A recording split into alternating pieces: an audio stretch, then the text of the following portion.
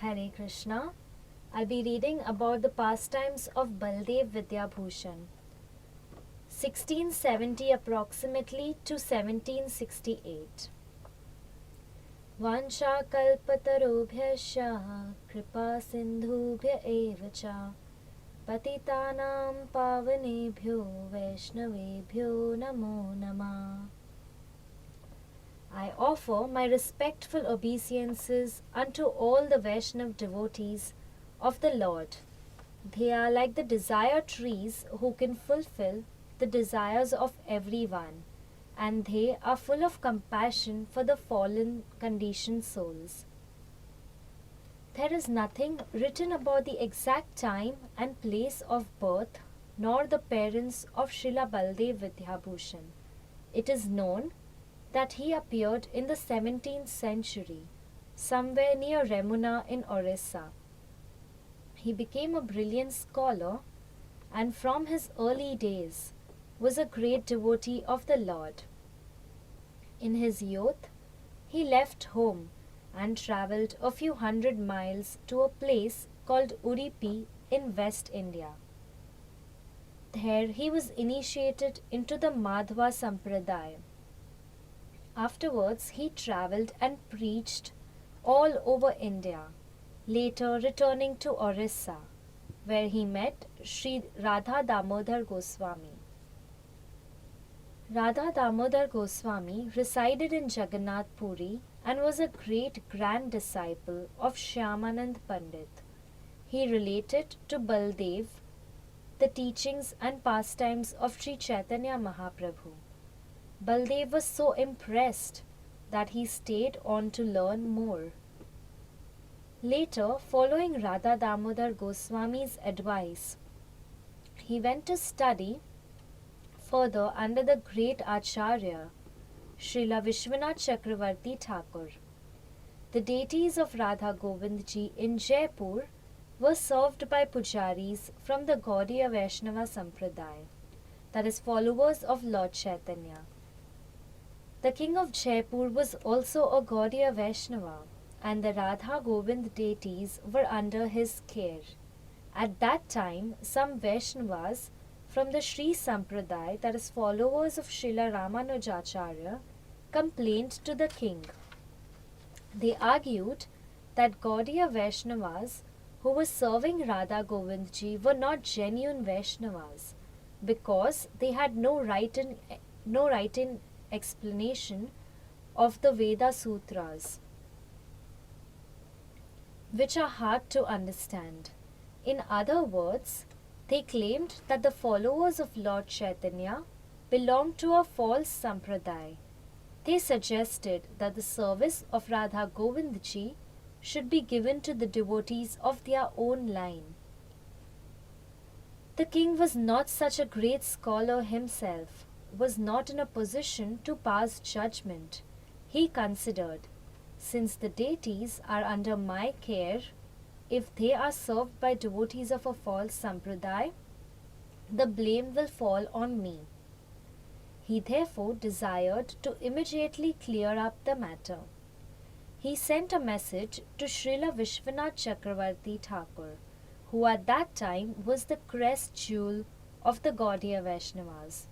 The king explained, the devotees from the Sri Sampradaya are against the Gaudiya Vaishnavas, serving the Radha Govind deities, because they cannot present a written explanation of the Vedanta Sutra. In this way, the king begged Srila Vishwanath Chakravarti Thakur to come and help. Srila Vishwanath Chakravarti Thakur was at that time too old to travel from Vrindavan to Jaipur. Therefore, he sent his Shiksha disciple, Srila Baldev Vidyabhushan, to help the king. Baldev Vidyabhushan faced the powerful devotees from the Sri Sampradaya. When they challenged, the Gaudiya Vaishnavas cannot present a commentary on the Vedanta Sutra. He told them, Lord Chaitanya Mahaprabhu accepted the Srimad Bhagavatam, which was written by Srila Vyasadeva himself, as the commentary for the Gaudiya Vaishnavas. The Vaishnavas from Sri Sampradaya did not accept his answer and still claimed the Gaudiya Vaishnavas were false. Baldev requested them, "Please give me a few days and then I will present a commentary." He had won some time, but not knowing what to do, he went to Govindji's temple. He prayed to the deity, "My dear Lord, you appeared yourself as Sri Chaitanya Mahaprabhu. So now, help me, so that I may save your reputation." That night, Baldev had a dream. Govindji spoke to him, "My dear devotee, you should go and write the commentary yourself. Don't worry, I will guide you from within your heart." Baldev accepted the instruction. Early the next day, he went to the temple and meditated on the lotus feet of Sri Govindji.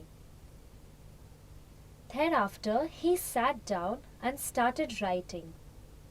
After 3 days, he presented a completely new commentary on the Vedanta Sutra. He called the commentary the Govind Bhashya, because it was actually Govindji himself who dictated the writing. Baldev himself merely moved the pen.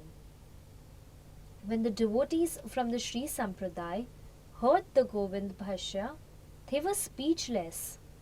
Unable to find a single fault in the commentary, they had to accept defeat. The Gaudiya Vaishnavas were victorious. The king was jubilant and ordered everybody to attend the Aarti ceremony of Sri Sri Radha Govindji. Upon this victory, Sri Baldev was given the name Vidyabhushan, the one whose ornament is knowledge. The Ramanujis wanted to accept Baldev Vidyabhushan as their spiritual master, but Baldev humbly explained that there are 4 genuine Sampradayas: the Brahma Sampradaya, the Rudra Sampradaya, the Kumara Sampradaya, and the Sri Sampradaya. Since they already belonged to a genuine Sampradaya, it was not necessary to take initiation again. He told them that all the Sampradayas were equally good. None is better than the other, because they all lead to the same goal, the lotus feet of Lord Sri Krishna.